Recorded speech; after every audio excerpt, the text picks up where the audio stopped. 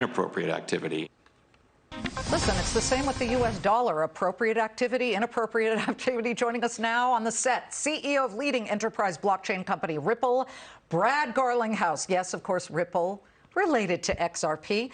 Brad would know a thing or two about this, along with Charlie Gasparino. I know nothing. He knows everything. I know nothing.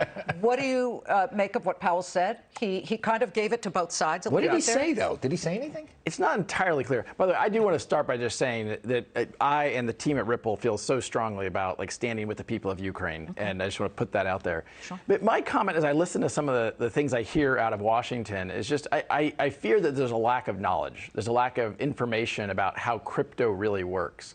And I think it does a disservice to responsible actors like Ripple, who are working with governments, with sanctions. Everything that is enforced from a sanction point of view through fiat currency, anything that Ripple does is enforced in the exact same way. And so there's no different level playing field. And I think in some ways I heard Senator Warren saying things yesterday that felt like it's holding crypto to a different standard and expecting, for example, a blanket ban of all crypto in some of these countries in a way that, well, you can still use PayPal, you can still use these, some of these other things, and I don't think we should treat them differently. Ripple is like Swift, isn't it? Yes. I mean, Ripple's starting point, kind of our first use case for the technology, the blockchain technology, and the digital asset XRP was to solve that cross-border payments problem. Right. Swift is quite antiquated, kind of designed 50 years ago. It's slow, it's expensive, but it is a choke point that the governments use to enforce sanctions.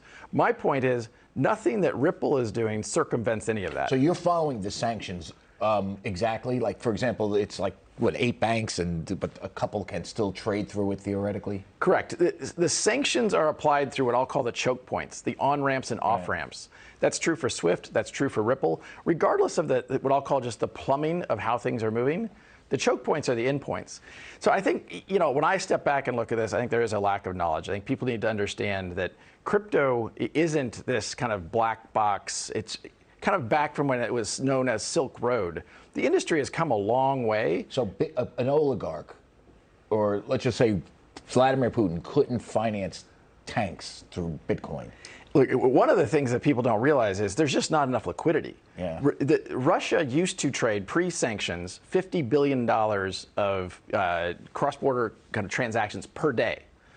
Crypto does not have anywhere near that. So, look, in the same way that somebody could be taking wheelbarrows of rubles or the Ukrainian currency across to Poland and things there are ways you could do that, but it's really not significantly dissimilar. Why are they so obsessed with it then? It's so weird.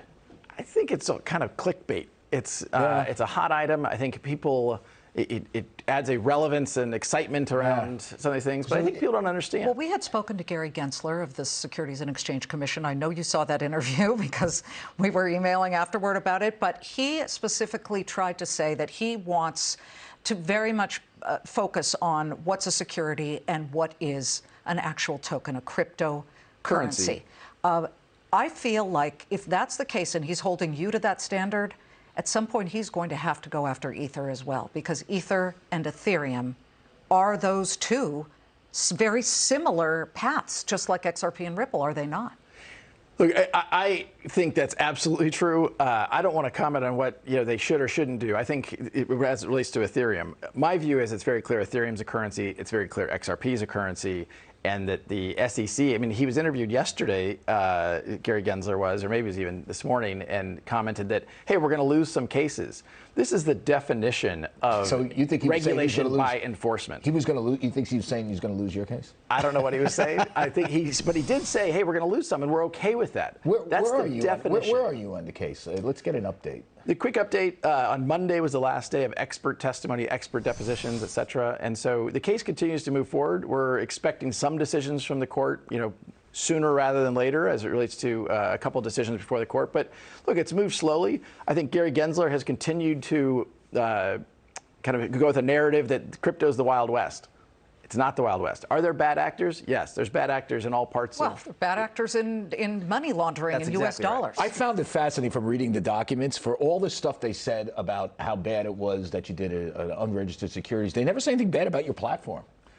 Why is that? I mean, because there's And nothing of course, bad. Right? well, the irony there is, like, we were in the SEC's offices. I met with Chairman Clayton. I was meeting with commissioners. No one ever once said, hey, we think XRP is a security. And they'd look backwards and say, now we think it's all a security. That's a hard argument. Please come back. Brad Garlinghouse of Ripple. We are coming right back. Charlie, thanks to you as well.